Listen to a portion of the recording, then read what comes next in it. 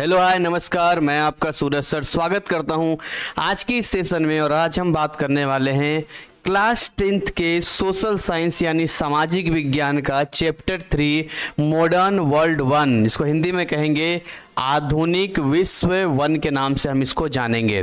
तो इसमें हम पढ़ेंगे बेसिकली कि इस चैप्टर के अंदर ऐसी कौन कौन सी चीज़ें हैं जो हमें जाननी चाहिए और उन चीज़ों को जानने के बाद कैसे हम अपने क्वेश्चंस को डील कर सकते हैं। मतलब आपको ऐसा पढ़ना है कि कुछ डेट आपको ध्यान रखने हैं, उसके बाद अगर आपको आंसर्स लिखने की ज़रूरत होती है तो कुछ चीज़ें आप अपने मन से भी बना कर लिख दें, क्योंकि 100% बिल्कुल रटाफिकेशन करना बहुत मुश्किल काम है।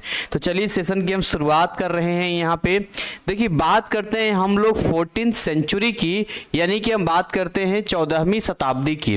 अब 14th सेंचुरी का मतलब क्या होता है, पहले हम वो आपको समझा देते हैं कि what do you mean by 14th century. समझिएगा ध्यान से, जब किसी सेंचुरी की बात बोलेगा तो थोड़ा सा बैक हो जाना, एक बैक हो जाना। जैसे मान के चलो, अगर यहाँ पर जिक्र हो रहा है 14th सेंचुरी का, यानी कि यहाँ पर जिक्र हो रहा है 14वीं शताब्दी का, तो ये आपका जाएगा 1300 से 1399, यानी जो 100 सालों का समय होता है, इसी को हम बोलेंगे आपका 14th सेंचुरी, राइट। तो यानी कि अब जितनी घटनाएं यहाँ पर हम पढ़ेंगे, सबसे पहले दिमाग में लॉक कर लेते हैं कि हम पढ़ने वाले हैं ऐसी घटनाएं इतिहास में जो 1300 से लेकर 1399 के बीच में हुई है। अगर बोलेगा मिड ऑफ 14th सेंचुरी यानी 1350 के इर्द गिर्द की बात है ना। तो ये चीज़ें ध्यान रखनी है। हिस्ट्री में तो बहुत डेट है, 1200 की बात है, 1100, 1500, 1600। सो हम किस समय और किस कालखंड की बात कर रहे हैं, इसके लिए हम इस्तेमाल करते हैं 100 वर्षों का कालक्रम, और इसीलिए हम इसको सेंचुरी के नाम से जानते हैं।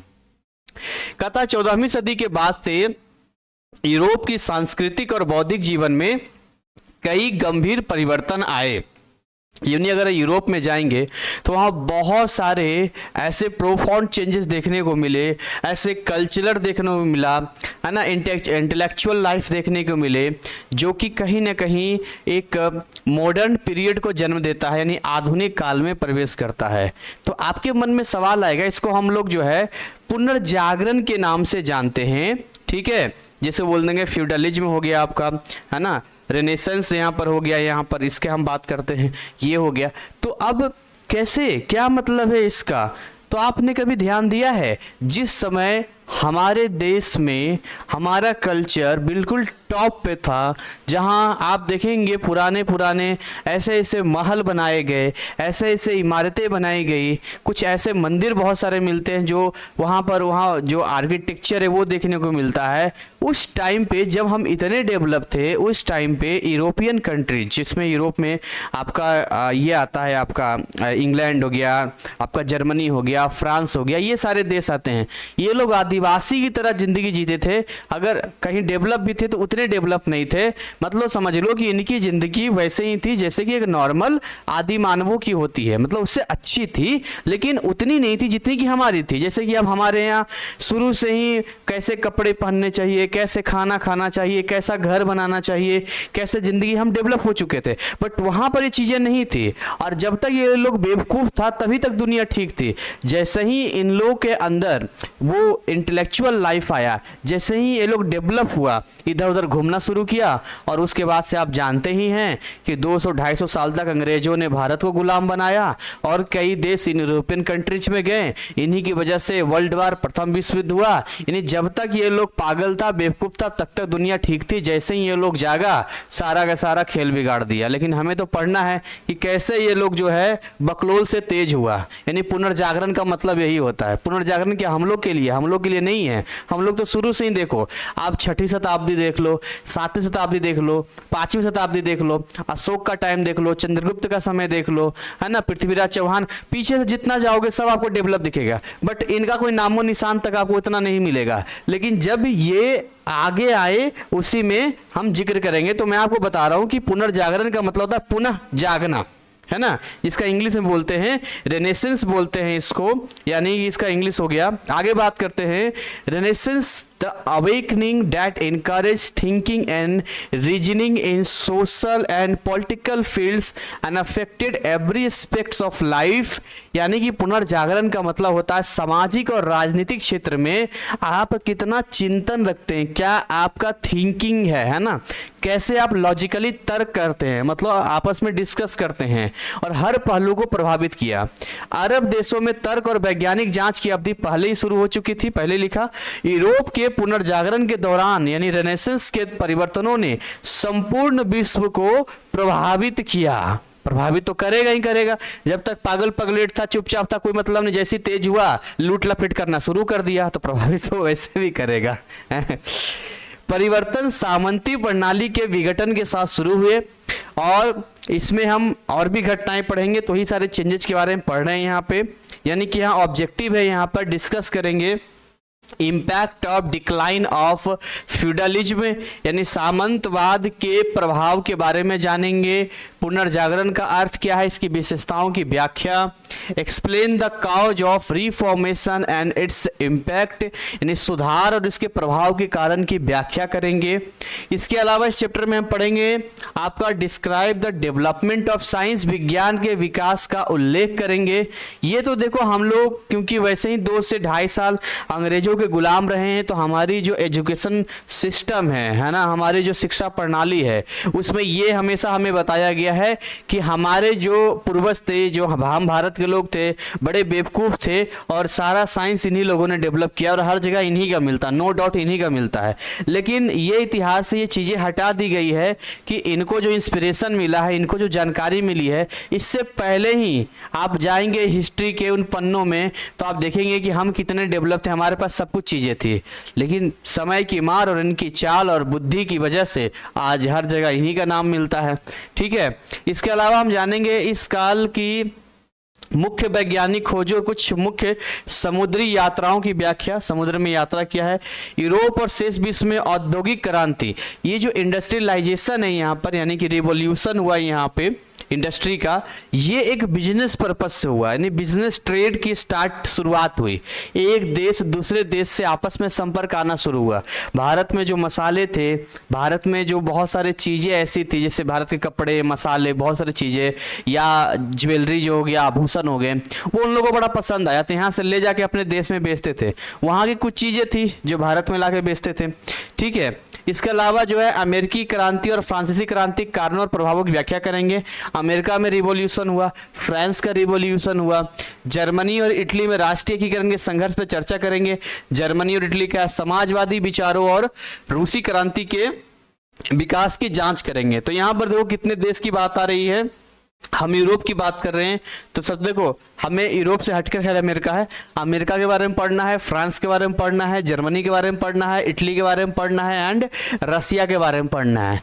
तो ये जो चैप्टर है बेसिकली चैप्टर बड़ा होने वाला है क्योंकि इसके अंदर कंटेंट ज़्यादा है और ज़्यादा चीज़ें यहाँ पर है। ठीक, तो नेक्स्ट अगर हम करें यहाँ पे तो ये हमारा आता है impact of decline of feudalism. ठीक है,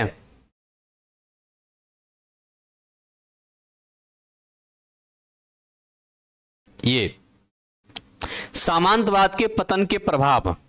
अब इसको हम थोड़ा समझते हैं कि इस पैसेज में बेसिकली क्या कहा गया है, फिर हम रिनेसेंस के बारे में भी जानेंगे।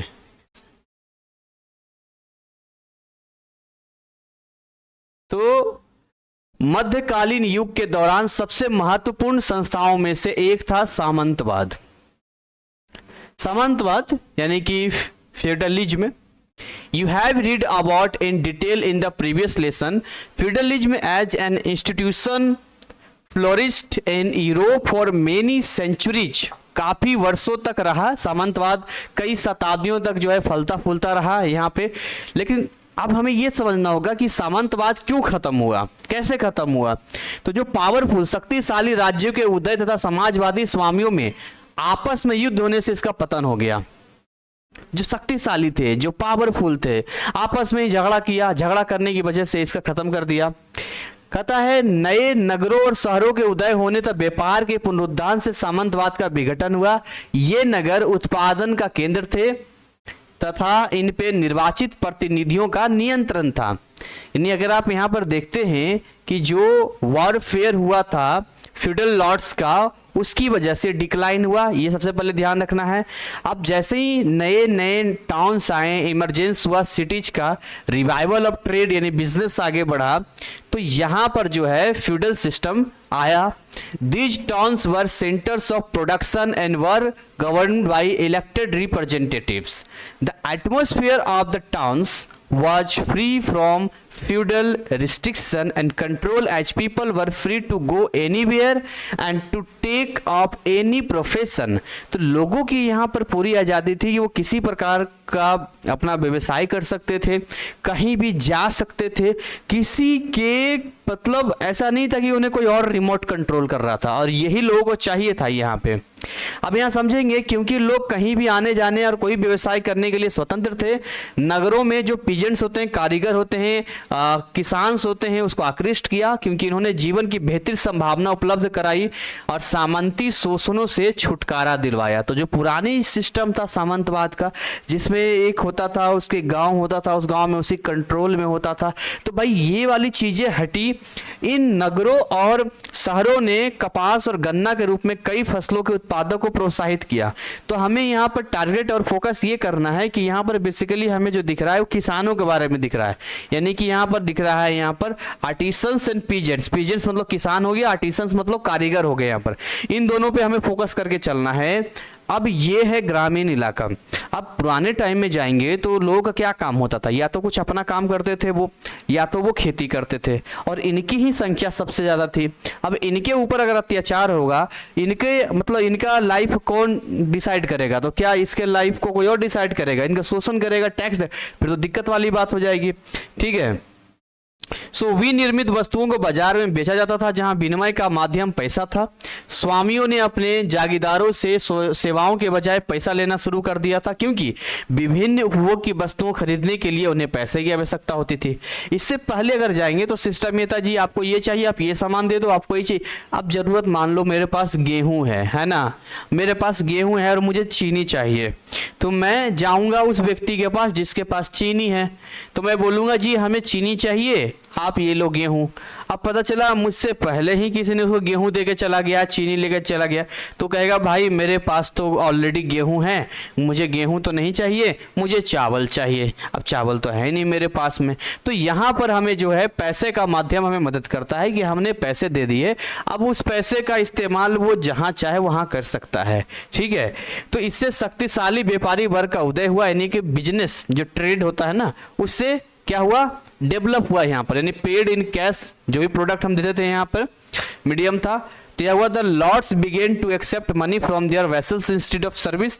इस तरह की चीजें हैं, और इससे पावरफुल मर्चेंट क्लास का जन्म हुआ। तो देखिए यहाँ पर फोकस कर रहे हैं कि कैसे जो है एक शक्तिशाली व्यापारी वर्ग का यहाँ पर उदय हुआ। यही लोग धीरे धीरे बिजनेस करते गए, बिजनेस करते करते करते करते कुछ लोग बड़ा बिजनेसमैन बन गए, यानी व्यापारी बन गए।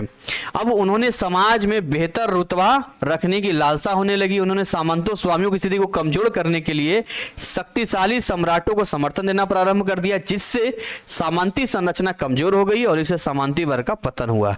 तो आपसे पूछेगा कि कैसे सामंतवाद का अंत हुआ, हाउ डिक्लाइन फ्यूडलिज्म में, तो आपको ये कहना है कि देखिए जब किसान और आपके जो पीजेंट्स हैं, जो आर्टिसंस हैं, जो कारीगर हैं, उनको इस तरह आज़ादी मिली, कहीं भी जा सकते हैं, कोई भी व्यवसाय चुन सकते हैं। फिर उन्होंने गन्ने और कपास की खेती पे ध्यान दिया, वहाँ से उन्होंने अपना एक क्या किया, पैसे के लेन देन के जरिए बिजनेस यानी व्यापार करना शुरू किया, और इसी तरीके से ये व्यापार बढ़ता गया और एक हम बोल सकते हैं कि पावरफुल मर्चेंट क्लास का जन्म हुआ, शक्तिशाली व्यापारी वर्ग का उदय हुआ। और जब इनका उदय हुआ तो जो जहां का राजा था, सम्राट था, उनको ये सपोर्ट करने लगे पैसे से। वो जो सम्राट था वो भी इससे बात मानने लग गया। तो बीच के जो मीडिएटर थे, जो सामंतवादी लोग थे, फ्यूडल थे, उसको क्या हुआ, कहीं ना कहीं अपनी चीजों को बंद करना पड़ा। तो ये आंसर्स आप अपने मन से लिख सकते हैं। अब अगले टॉपिक क्यों आते हैं, रेनेसेंस की बात करते हैं। जो रेनेसेंस है, जो पुनर्जागरण है, वो क्या चीज है उसको समझते हैं यहाँ पे। देखिए पुनर्जागरण की हम बात कर रहे हैं। पुनर्जागरण का मतलब होता है फिर से जागना, फिर से जन्म लेना। पुनः मतलब फिर से, जन्म, जागरण मतलब जागना, तो यही शब्द यहां पर जाता है पुनर्जागरण का। तो यहां लिखा है कि आधुनिक काल के प्रारंभ से विश्वास युग के अंत और तर्क युग की शुरुआत हुई। पहले क्या था? विश्वास युग था, फिर आया तर्क युग। इंग्लिश में बोलेंगे पहले था आपका modern period, end of age of faith and beginning of the age of reason. ये देखिए दो वर्ड है यहां पे, एज ऑफ फेथ, यानी इसको हिंदी में बोलेंगे विश्वास युग, एज ऑफ रीजन जिसको यहां पर बोलेंगे तर्क युग। पहले क्या था? विश्वास था। पहले कुछ भी बोल दो लोग मान लेते थे, बोलते थे कि ऐसे बोल देंगे कि सूर्य धरती के चारों ओर चक्कर लगाता है। विश्वास कर लिया लोगों ने, मान लिया, ठीक है, कोई लॉजिक, कोई सवाल जवाब नहीं, जो बोला वही मान लिया। जो भी बोला यहाँ पे, जैसे बोला कि कई लोगों ने बोला जी धरती ऐसा है कि आगे जाएंगे समुद्र के उस तरफ तो नीचे गिर जाएंगे, तो लोगों ने मान लिया नहीं जाएंगे। तो मतलब फेथ था, विश्वास था। लेकिन बाद में आगे लॉजिक आ गया, बोला कि जो सूर्य है, सन है, वो धरती के चारों ओर चक्कर लगाता है। बोला अच्छा ऐसा भी तो हो सकता है ना कि धरती सूर्य के चारों ओर चक्कर लगाती हो, ये भी तो पॉसिबिलिटी है। तो जब तर्क आना शुरू हुआ, यानी कि जब रीजन्स के साथ लोगों ने सोचना शुरू किया, तो इसलिए हम बोलते तर्क युग की शुरुआत हुई। और ये जो शुरुआत हुई ना, यहाँ पे ये witness moments like the renaissance and reformations, तो जो रेनेसेंस हैं या जो नव जागरण है, इन्हीं की शुरुआत हुई। इसमें लोगों ने सबसे पहले सांस्कृतिक चीजें चेंज की, कल्चर कैसा हमें अपने रहना है, कैसे कपड़े पहनने हैं, कैसी भाषा बोलनी है, कैसा जी लाइफ स्टाइल होगा। बौद्धिक है ना, इंग्लिश में भी बोल देते हैं यहाँ पर, तो कल्चरल, इंटेलेक्चुअल यानी कि मेंटली, रिलीजियस यानी हमें किस धर्म को मानना है, सोशल सामाजिक एंड पॉलिटिकल लाइफ धीरे धीरे बढ़ती चली गई। पहले समाज के बारे में सोचा, उन्हीं में से कोई एक ऐसा था जो कई लोगों की मदद करता था, वो लीडर बन गया। फिर कहा नहीं जी इतने लोगों का भला होना चाहिए। तो राजनीतिक, तो धीरे धीरे पहले ये सब चीजें गायब थी, इन सब का मतलब नहीं था, बस जी अपना जिंदगी जीना मस्त है, कोई दिक्कत वाली बात नहीं है, कोई और कंट्रोल कर रहा है, कुछ भी कर रहा है। लेकिन जब एक यूनाइट हो जाते हैं लोग, जब एक साथ होकर रहते हैं, तो वहां पर फिर किसी और को मौका नहीं मिलता उन्हें दबाने के लिए। फिर उन्हें बहुत मेहनत करनी पड़ेगी अगर उनको बेवकूफ बनाना है।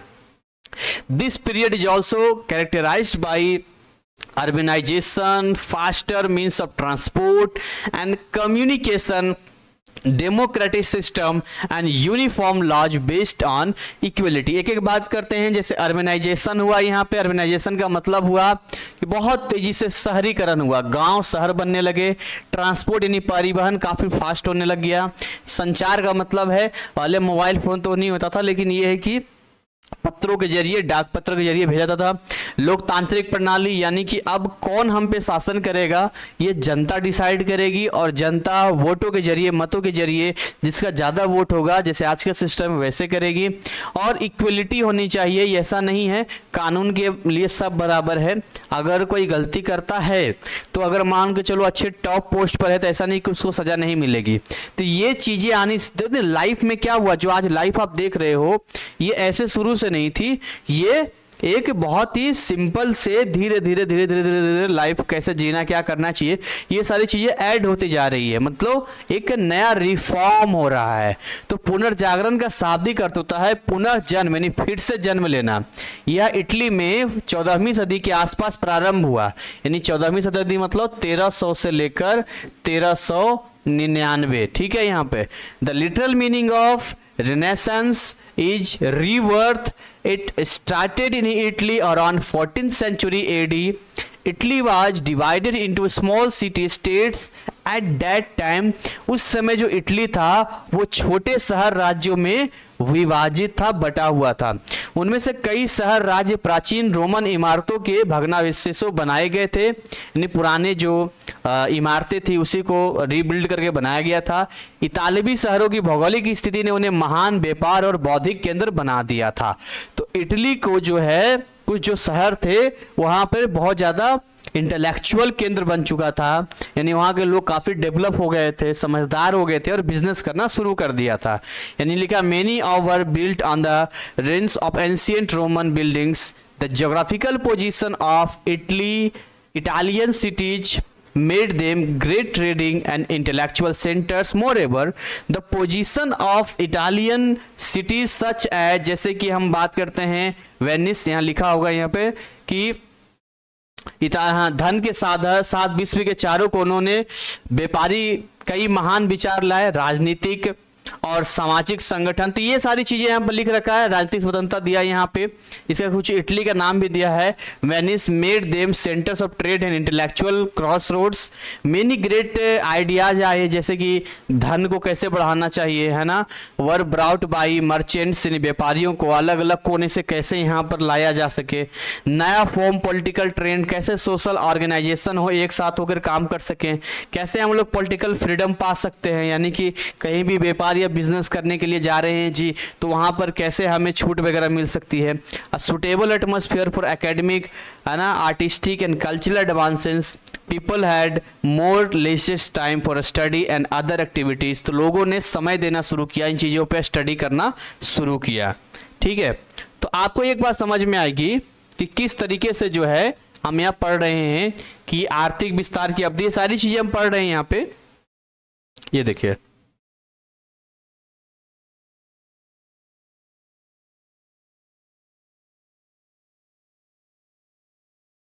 तो मोटा मोटी हमें यह समझ में आ रहा है कि कैसे जो है धीरे धीरे करके लोग अपने अंदर एक रिफॉर्म करते जा रहे हैं, फिर दो चार लोगों के बीच में, फिर एक समाज के रूप में, फिर एक व्यापारी वर्ग के रूप में, और वो डेवलप होते जा रहे हैं, डेवलप होते जा रहे हैं। ठीक है, यह भी अत्यधिक आर्थिक विस्तार की अवधि थी।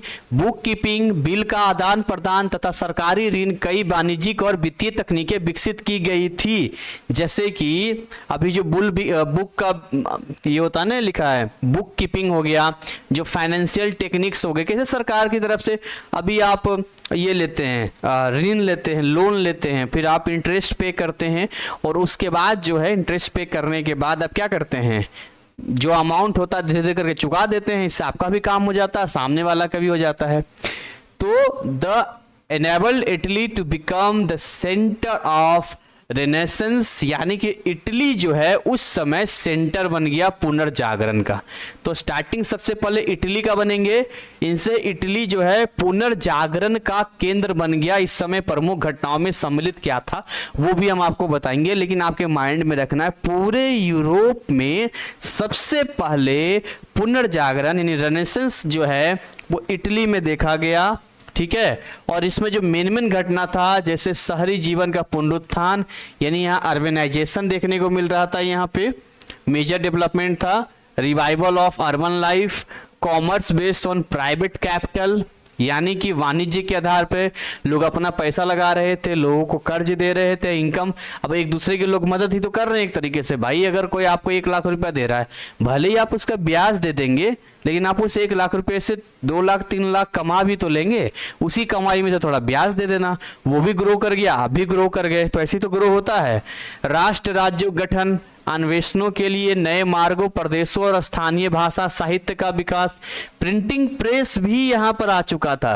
अब एक बात बताओ, अगर प्रिंटिंग प्रेस आएगा तो कुछ छपेगा, और जब कुछ छपेगा तो लोगों के बीच पहुंचेगा, और लोगों के बीच पहुंचेगा तो लोगों को नई नई जानकारी मिलेगी। जैसे मोबाइल है ना, मोबाइल फोन पहले स्मार्टफोन नहीं थे, उससे ही पहले देखेंगे तो डाटा बहुत महंगा होता था इंटरनेट का, कहीं कहीं वाईफाई तो बढ़िया है। तो हमें ये समझना पड़ेगा कि जब आपके पास कोई मोबाइल फ़ोन नहीं था, कोई इंटरनेट का साधन नहीं था, तो बहुत सारी ऐसी बातें थी जो किताबों से ही सीखते थे। लेकिन जब आपके पास इतना डिजिटल हो गया तो आए दिन कुछ भी घटना कहीं भी घटती है तो सबसे पहले क्या करता है सरकार, वहाँ इंटरनेट सेवा बंद कर देता है, क्योंकि र्यूमर्स या कोई भी चीज़ें देश दुनिया में बाकी हिस्सों तक आराम से पहुँच जाएगा। फेसबुक पर लाइव आ जाएगा लोग, यूट्यूब पर लाइव आ जाएगा लोग, कुछ भी कर लेगा और बता देगा देखो ऐसी चीज़ें जा रही है। तो इस तरीके से लोग क्या हैं, अवेयर होना शुरू होंगे ना। ठीक है, तो व्यापारिक समाज कम पदानुक्रमित और अधिक धर्मनिरपेक्ष उद्देश्यों के प्रति अधिक जागरूक था। धर्मनिरपेक्ष एक वर्ड होता है ना, धर्मनिरपेक्ष एक वर्ड होता है। धर्मनिरपेक्ष का मतलब होता है यहाँ पे कि secular,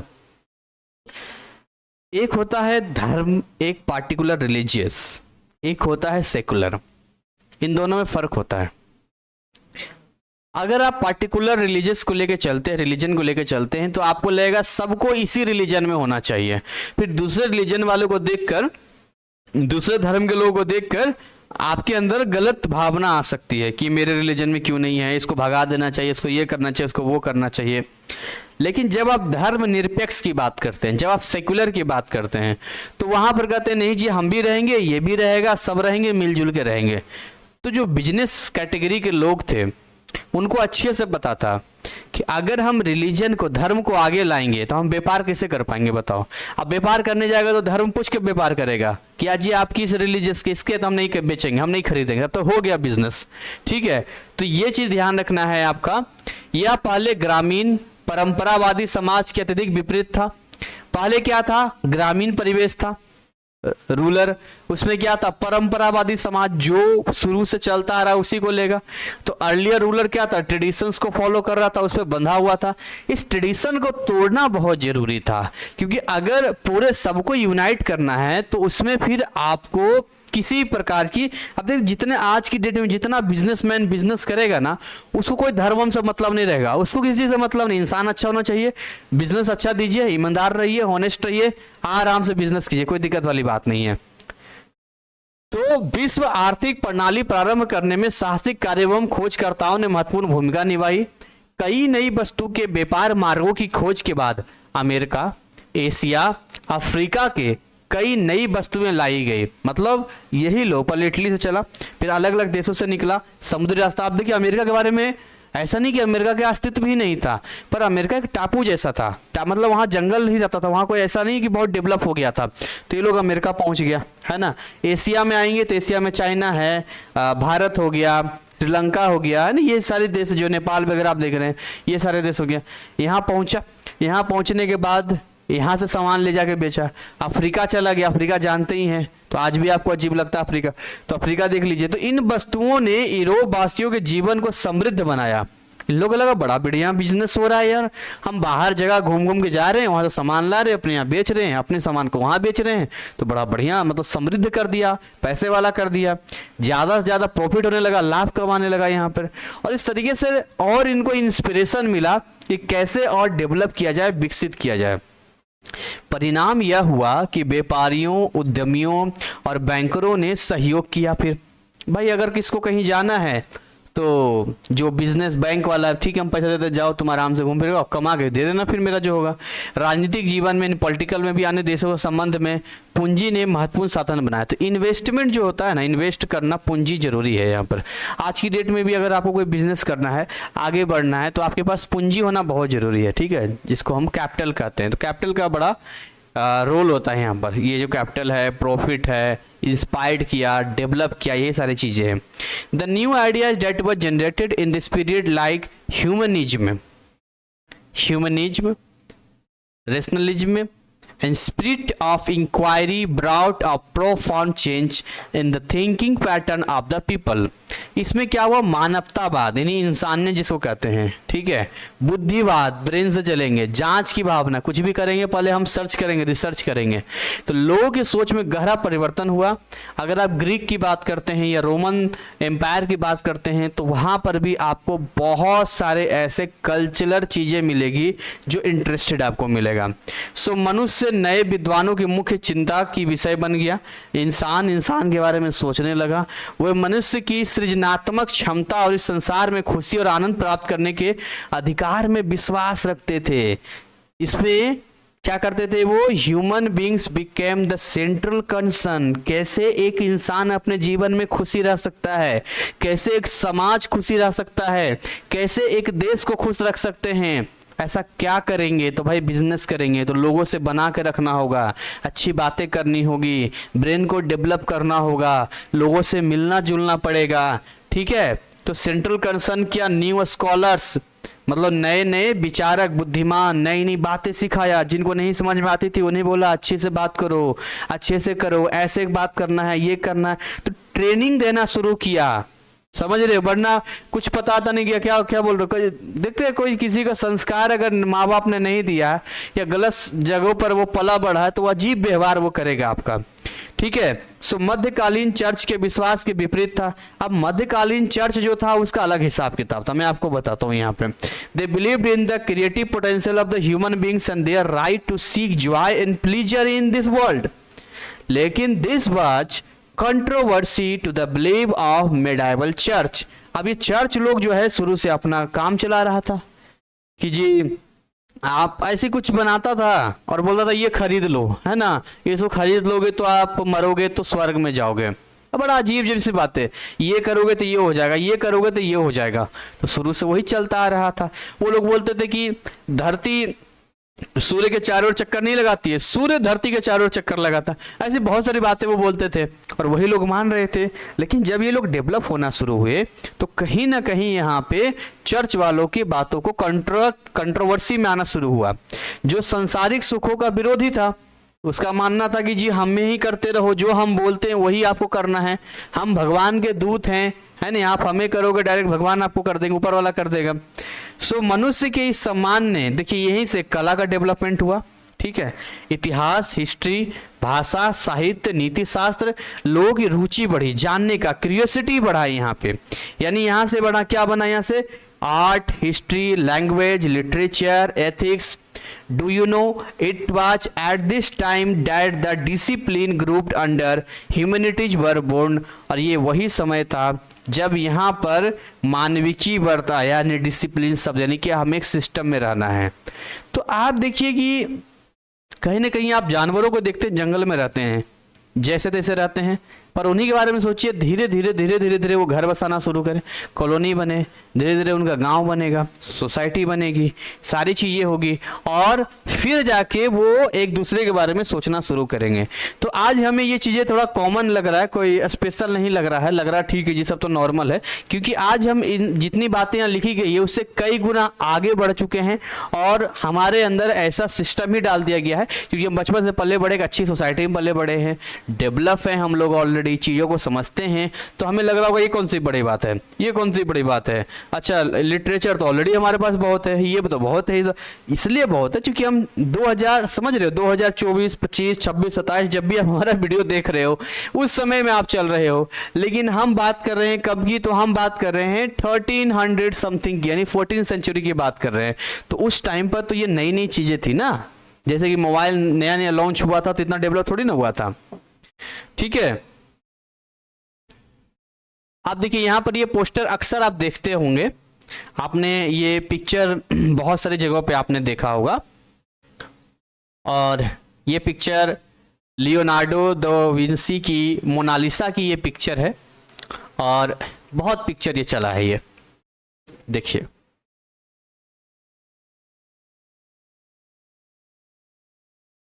The spirit of humanism also found expression in the field of art and literature। Art and literature, मानवतावाद की भावना को कला और साहित्य के क्षेत्र में अभिव्यक्ति मिली। पुनर्जागरण कलाकारों की सबसे बड़ी उपलब्धि चित्रकला, जो आर्टिस्ट थे उनका जो पेंटिंग था आज भी यूरोप में बहुत चलता है, तो पेंटिंग का बहुत चला।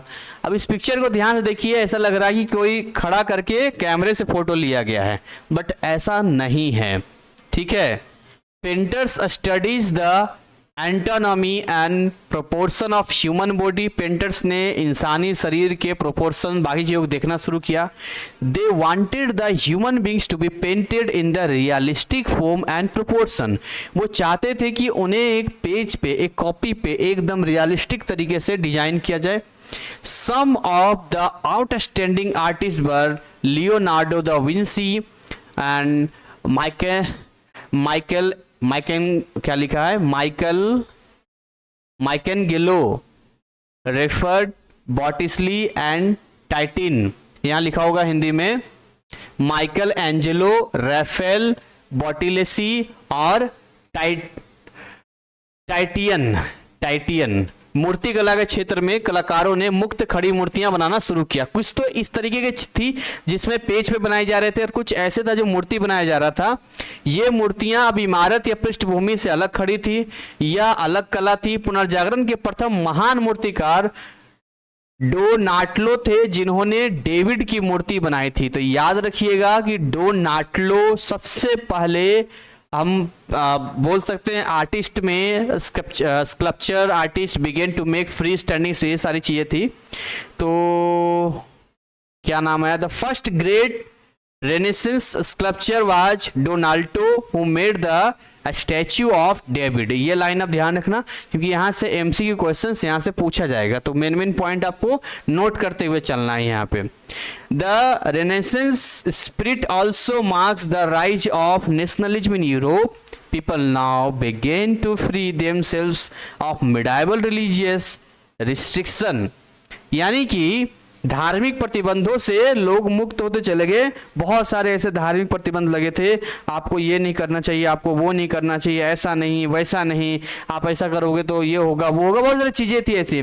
सो राष्ट्रीय पहचान अधिक मजबूत हुई और आधुनिक यूरोप भाषाओं इतालवी, स्पेनिश, फ्रेंच, जर्मन, अंग्रेजी आदि को साहित्य की भाषा के रूप में परिलक्षित किया गया।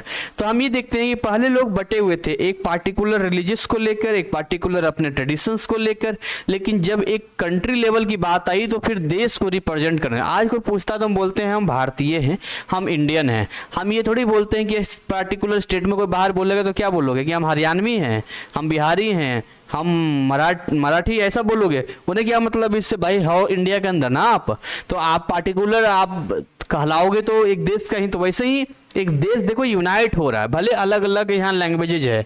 अब लेखक लैटिन के बजाय स्थानीय भाषाओं में कविता, नाटक, गद्य आदि का उपयोग करने लगे।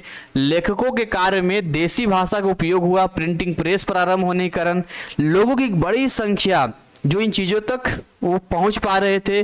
बाइबिल, सबसे बड़ी बात है, बाइबिल मुद्रित किया गया था और लोगों की बहुत बड़ी संख्या में बाइबिल पढ़ा जाने लगा। और बाइबिल के अंदर जो भी बातें लिखी है, जो उसके अंदर है, तो एक सोसाइटी को रिफॉर्म करने की चीजें जो भी उसके अंदर है कि हमें ये नहीं करना चाहिए, अच्छा ये बुरा जो चीजें, तो लोग भी उससे कहीं ना कहीं नई नई बातें सीखने लगे यहाँ पे। ठीक है, और इस तरीके से हमें यही देखने को मिलता है। बाइबिल का मैंने बता दिया यहाँ पर, ठीक है, कॉमेडी वगैरह आया, प्रेस फॉली आया, बहुत सारी चीजें आई यहाँ पर। The major development took place in the history of Europe towards the later part of the Renaissance. Dante की डिमांड पर जाएंगे उत्तराधि यूरोप के इतिहास दो विकास हुआ। पहला प्रोटेस्टेंट सुधार, जो ईसाई धर्म विभाजन का परिणाम। दूसरे रोमन कैथोलिक चर्च के भीतर संबंधित सुधार था, मतलब वही जो चर्च के रूप में था उसको सुधारा गया यहाँ पे। अब यहां से हम लोग आएंगे रिफॉर्मेशन। रिफॉर्मेशन का मतलब होता है धर्म सुधार। ये सुधारना बहुत जरूरी था, क्योंकि रिलीजियस एक ऐसा चीज है जो आदमी को मानसिक रूप से, दिमागी रूप से कहीं ना कहीं प्रभावित करता है, और उस चीज को हम मानते हैं ये पाप है, ये पुण्य है, ये चीजें हैं, वो चीजें हैं। तो सबसे बड़ी बात तो देखिए, अगर हम लेके आते हैं तो हमारे लिए क्या आता है, हमारे लिए सबसे बड़ी चीज आती है जिसको ह्यूमनिज्म बोलते हैं, मानवता, इंसानियत, ये जरूरी चीजें हैं। हम ऐसा कोई काम नहीं करेंगे जिससे कि एक दूसरे को हमारी वजह से कोई नुकसान हो, सीधी सी बात है, और वही सबसे बड़ा धर्म है। ठीक है, सबसे पहले हमें ये समझना होगा। तो मैं यहाँ पर आता हूँ लेके,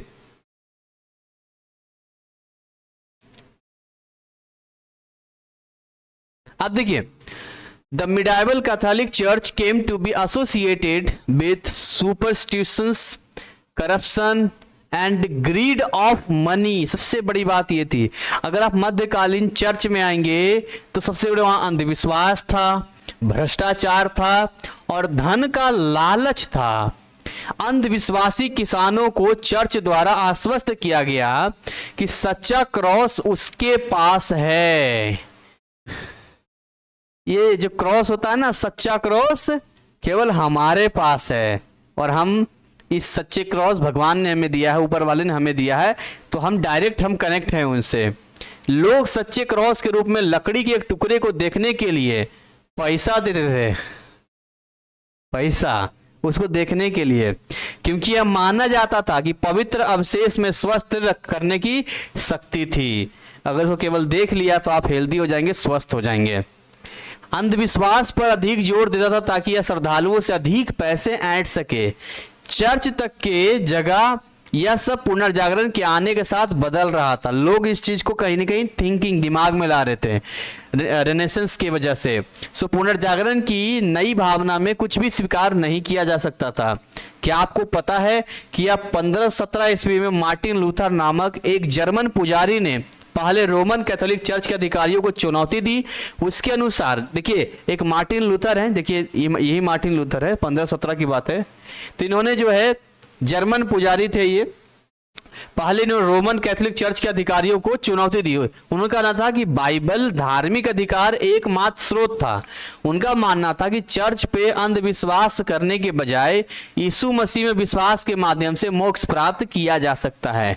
तो जो नई नई विडंबना, नई नई बातें जो हमें देखने को मिलती है, उसकी बजाय जो यीशु मसीह ने आपको जो अच्छी बातें बताई है, यीशु मसीह की जो लाइफ है, अगर आप उसको फॉलो करेंगे ज़्यादा अच्छा होगा। बाकी अंधविश्वास का कोई मतलब नहीं है। उसने चर्च की कुछ प्रथाओं का विरोध किया, जैसे कि सबसे ऊंची बोली लगाने वाले को चर्च के पदों का तथा पोप स्वीकृत पत्रों का। क्यों मतलब है जी ऊंची बोली लगाने का? मतलब क्या मतलब है? पोप स्वीकारोकित पत्रों का बेचे जाना, तो पैसा कमाने का जरिया हो गया। लूथर को जर्मनी के राजकुमारों का संरक्षण प्राप्त था। अब लूथर इसलिए बोल पाए क्योंकि वहां के जो राजकुमार थे इनको सपोर्ट कर रहे थे, तो इनके ये एक आवाज उठाएंगे तो इनको थोड़ी कोई कुछ करेगा, क्योंकि उसमें चर्च की संपत्ति जब्त करने की इच्छा थी। ठीक है, आप देखिए राजकुमार लोग क्यों सपोर्ट कर रहा था? क्योंकि चर्च के पास बहुत पैसा था, तो हम सोच रहे थे कि इसको सपोर्ट कर देंगे तो इसकी वजह से वहां संपत्ति हमें मिल जाएगी। परंतु उसके चर्च के विरुद्ध लेख लिखने से मना करने पर 3 जनवरी 1521 को पोप लियो 10वें ने उसे धर्म से बाहर कर दिया। वो पुजारी था, लेकिन चर्च के विरुद्ध लेख लिखने से मना कर दिया था, तो उसको बाहर निकाल दिया। मतलब इतना भी नहीं था, ये अंधविश्वास में कर रहा था, लेकिन इसको बोला कि नहीं, इसको जो है हम जो बोलते हैं हमारे स्वार्थ में फायदा उठाने लग गया ना, कि तुम ये लिखो, तुम मिला नहीं, उतना हम नहीं लिखेंगे, हमारा जो है वही लोगों तक बताएंगे, एकदम धर्म थोड़ी ना गलत है। तो उसके बाद इसको बाहर कर दिया। सो लूथर के विचारों ने पश्चिमी में प्रोटेस्टेंट धर्म सुधार की शुरुआत की और ईसाई जगत को 2 भागों में बांट दिया। अब 2 भागों में बट गए, एक बच गया आपका प्रोटेस्टेंट बच गया, दूसरा रोमन कैथोलिक, याद रखिएगा। तो यहां पर हो गया 2 हो गया ना, यहाँ पे ये तो यहीं तक है, यहाँ पे 2 याद रखिएगा, प्रोटेस्टेंट और रोमन कैथोलिक 2 भागों में बट गया यहाँ पे। सो उसके अनुसार ईसाइयों को मुक्ति ईसा मसीह के बताए रास्ते पर चलने से मिलती है, ना कि पोप स्वीकृति से। ऐसा नहीं है कि पोप ने जो बेच रहा है उसको खरीदेंगे आप, हमारे पास ही सच्चा क्रॉस है, यही लोगे तो होगा, ऐसा कुछ नहीं है। आप उनको फॉलो कीजिए, बस इतना ही था, यही था। यही चीजें यहां पर दी गई है बेसिकली, सारी चीजें, और ये इंटेक्स्ट क्वेश्चन है जिसको आप पढ़ेंगे। देखिए यहां पर और भी कुछ चीजें लिखी है यहाँ पे। हालांकि इंग्लैंड में धर्म सुधार आंदोलन लूथर के विचारों से प्रभावित था, परंतु यह वहां के राजा हेनरी 8वें की अपनी पत्नी कैथरीन को तलाक देने के प्रयासों शुरू हुआ है। राजा के प्रधानमंत्री थॉमस कॉर्नवेल ने संसद में 2 कानून पारित करने में मदद की थी। ये अपीलों को रोकने का अधिनियम और संप्रभुता का कानून था। इन कानूनों ने राजा के चर्च की शाही अध्यक्षता प्रदान कर दी, यानी कि अब चर्च पे केवल पोप का नहीं रहेगा, राजा का भी अधिकार होगा। राजा को एक साधारण महिला अन बोलिन से विवाह करने की अनुमति मिल गई। ठीक है, धर्म सुधार आंदोलन धार्मिक जगत में उलट पुलट होने के कारण सिद्ध हुआ। तो पूरी तरीके से यहां पर देख रहे हैं कि कैसे एक पुराने रूढ़िवादी सिस्टम को चेंज करके नया यहां पर लाया गया है। यहां पे बाकी रिक्त स्थानों को भरिए, यहां पे जैसी चीजें मानव समीकरण क्या सामंतवाद की परिभाषा दीजिए, मार्टिन लूथर 2 परिभाषाएं बताइए। अब अगला यहां पढ़ेंगे विज्ञान का विकास, कैसे यहां पर साइंस का यहां पर डेवलपमेंट ऑफ साइंस हुआ यहां पर। तो यही कुछ टॉपिक है, अभी तो ये टॉपिक है, चलता रहेगा, आपको हम देते रहेंगे, ये चीज़ें जाती रहेगी। तो कहने का मतलब है कि सबसे बेस्ट है NIS की बुक को पढ़ना, और यहाँ पर जितने भी कॉन्सेप्ट हम पढ़ते हैं, कॉन्सेप्ट तो कहना गलत होगा, इतिहास में क्या कॉन्सेप्ट होगा, लेकिन ये है कि जितने भी मेन लाइन हैं, जो मेन की पॉइंट्स हैं, मेन डेट है, वो यहाँ से हम नोट करते चल सकते हैं। तो हमारा एक छोटा सा नोट्स बन जाएगा और ये नोट्स हमें हेल्प करेगा उस समय पे जब हम एग्जाम से जस्ट पहले रिवीजन कर रहे होंगे। तो उम्मीद करेंगे ये आपके लिए हेल्पफुल रहा होगा। मुझसे जितना बना है, जो मैं अपना बेस्ट दे सकता था वो मैंने आपको दिया है। बाकी अपना फीडबैक आप हमें दे सकते हैं, कोई इशू वाली बात नहीं है। और हमारा प्रयास रहेगा कि आने वाले समय में और इसको बेटर और बेटर और बेटर किया जा सके और आप तक अच्छे कंटेंट पहुंचाया जा सके। इसी के साथ यहाँ पर इसको ओवर करेंगे। Thank you so much, wish you all the best.